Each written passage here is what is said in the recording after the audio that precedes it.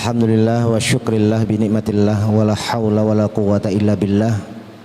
Asyhadu an la ilaha illallah wahdahu la syarikalah wa asyhadu anna Muhammadan abduhu wa rasuluhu la nabiyya ba'dah. Allahumma shalli ala Muhammad ibn Abdillah. Para hamba Allah yang dimuliakan oleh Allah, yang sudah dipanggil oleh Allah dengan iman, kita mengisi Ramadan dengan berharap agar kita nanti memperoleh takwa yang sebenar-benarnya. Pada malam ini izinkan saya yang dhaif ingin mengajak diri saya yang mungkin bisa menjadi iktibar bagi kita semua untuk mentadaruskan sisi-sisi lain dari Al-Quran yang begitu kaya dan maknanya sangat dalam. Salah satu di antaranya adalah ketika Allah Subhanahu wa taala menyatakan di dalam Al-Qur'an, "Ma khalaqta hadza batila, subhanaka faqina adzabannar."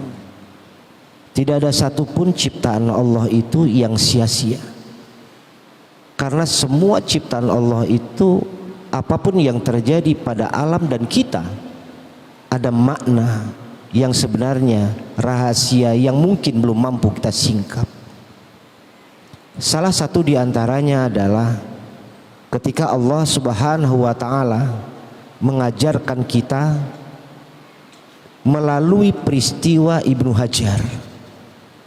Ketika keputusasaan seorang hamba Allah yang melalui sunnatullah wajar terjadi, tetapi Allah ingin mengajarkan kita melalui peristiwa Ibnu Hajar itu, melalui tetesan air di dalam gua, meskipun tetesan-tetesan itu hanya tetesan-tetesan sederhana, tidak kencang, tidak lebat, tetapi kontinu yang berakibat kepada berbekasnya batu yang ada di dalam gua itu. Yang kedua, ada pepatah orang tua kita seperti air di daun talas.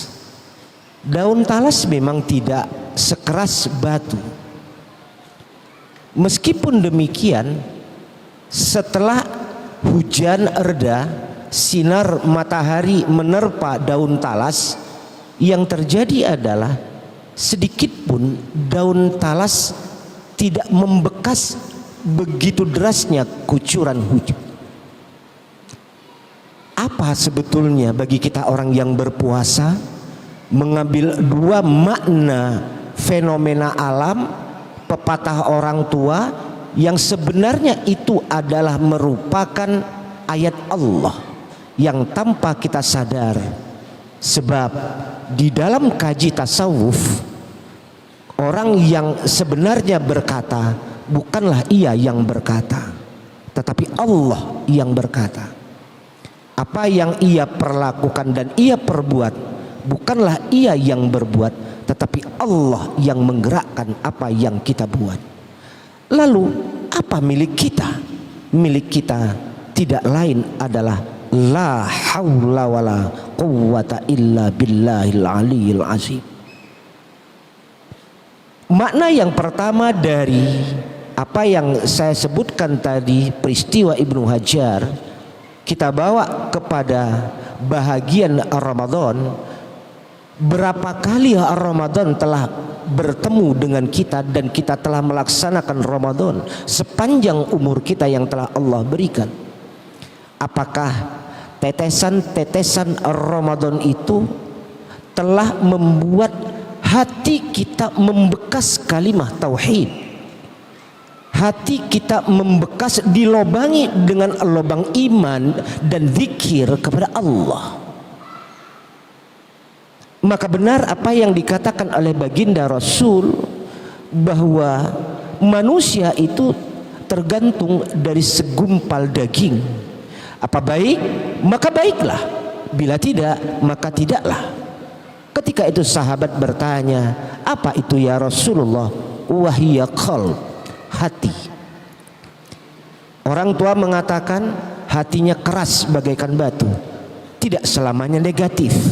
Tapi yang kita khawatirkan, kalau seandainya hati kita keras bagaikan batu, tetapi batu yang berminyak, sehingga tetesan-tetesan iman tidak pernah bisa membekas, melobangi relung-relung hati kita. Saudaraku, jadilah diri kita dengan apa yang kita miliki. Sebab pernah pada suatu hari Allah Subhanahu wa taala mengutus iblis laknatullah menemui baginda Rasul. Lalu salah satu di antaranya baginda Rasul bertanya, "Wahai iblis, apa pandanganmu kepada 4 sahabatku, 4 pilar penyangga Islam?" Kata iblis, "Ketika aku bertemu dengan Abu Bakar, aku tertunduk malu. Tak bisa aku berbuat apa-apa. Bagaimana kalau seandainya Umar? Apakah Umar itu emosinya tinggi?" Apa kata iblis? Justru ketika setelah masuk Islam, Umar semakin beringas. Tetapi beringasnya karena hatinya yang senantiasa berzikir. Jadi saya berdoa saya kepada Allah Subhanahu wa taala, mari kita sama-sama mengaminkan. Saya berharap TNI Polri kita, kalau seandainya sudah ada emosi di dalam dirinya beringas begitu, tingkatkan. Jangan kurangi, seperti bertingkatnya amarahnya Umar bin Khattab setelah masuk Islam. Tapi hatinya yang senantiasa bersimpuh dengan Allah. Sebab ketika kita melihat fenomena Umar yang beringas, ternyata ketika berzikir di asmanya Allah, dia tidak pernah bisa menahan tetesan air matanya.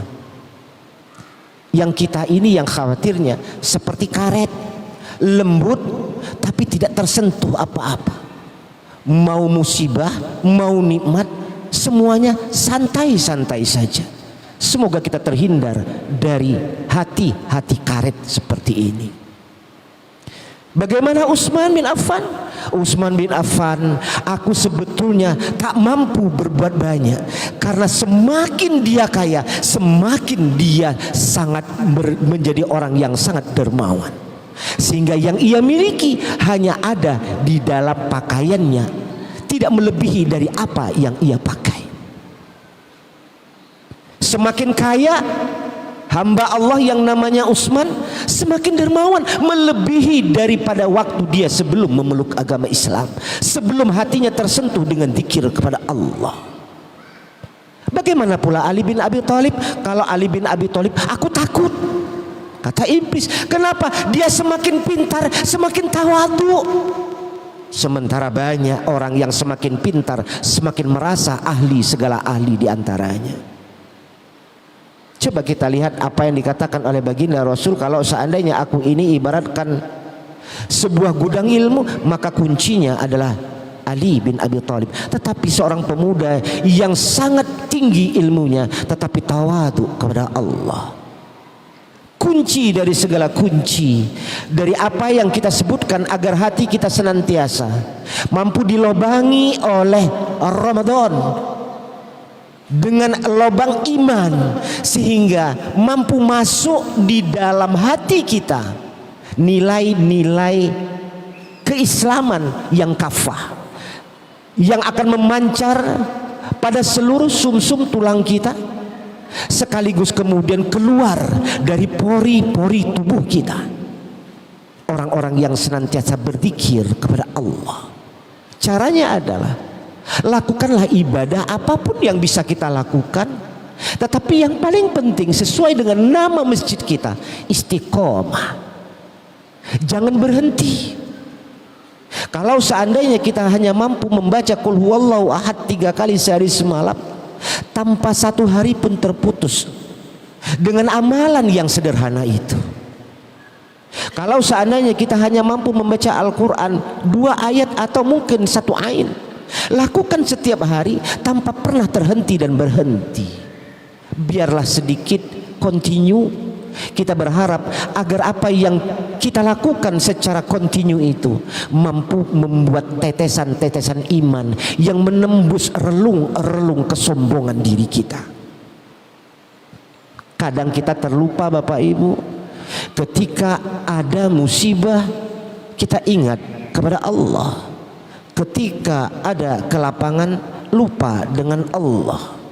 Ibadah selama bulan Ramadan mulai dari terbit fajar sampai terbit fajar lagi inginnya kita bertahajud. Tetapi setelah Ramadan semuanya sirna bagaikan tetesan air hujan menerpa daun talas, tidak berbekas.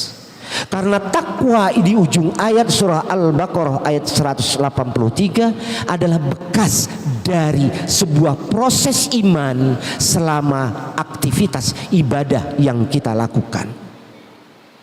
Semoga tausiah sederhana ini dapat menyentakkan hati saya dan bermanfaat untuk kita semua. Mohon maaf atas keterbatasan ilmu yang saya miliki. Dan semoga kita semuanya Allah angkat derajat kita sebagaimana Allah muliakan derajat para aulia dan orang-orang yang dimuliakan oleh Allah Subhanahu wa taala. Yang terakhir, sebagai bahagian dari fungsi kekhalifahan yang rahmatan lil alamin, karena kita adalah khalifah. Khalifah bukan sebagai seorang penguasa, pejabat dan sebagainya. Karena di dalam sebuah hadis Rasul katakan bahwa kita ini adalah pemimpin. Kullukum ra'in wa kullukum mas'ulun ar-ra'iyati. Setiap kita akan mempertanggungjawabkan apa yang kita lakukan. Mungkin dengan cara melaksanakan protokol kesehatan, saudara kita sehat, tetangga kita sehat, mampu menghantarkan kita ke surga Allah. Tapi mungkin dengan tidak mau tahu dengan protokol kesehatan karena berpikir fatalis, semuanya takdir Allah, maka aku tidak menggunakan itu. Apabila ada saudara kita yang teraniaya dari perbuatan kita, maka mungkin dari itulah menghantarkan kita menuju neraka Allah. Na'udzubillah, thumma na'udzubillah. Ingatlah apa yang dikatakan oleh baginda Rasul ketika sahabat menemui Rasulullah, engkau pakai apa tadi? Pakai kuda ya Rasulullah, sudahkah engkau ikat tali kudamu? Tidak ya Rasulullah, aku tawakal kepada Allah. Salah, ikat terlebih dahulu kudamu, maka barulah engkau tawakal kepada Allah. Usaha dahulu, protokol kesehatan kita laksanakan, baru tawakal kepada Allah. Itulah ajaran yang benar.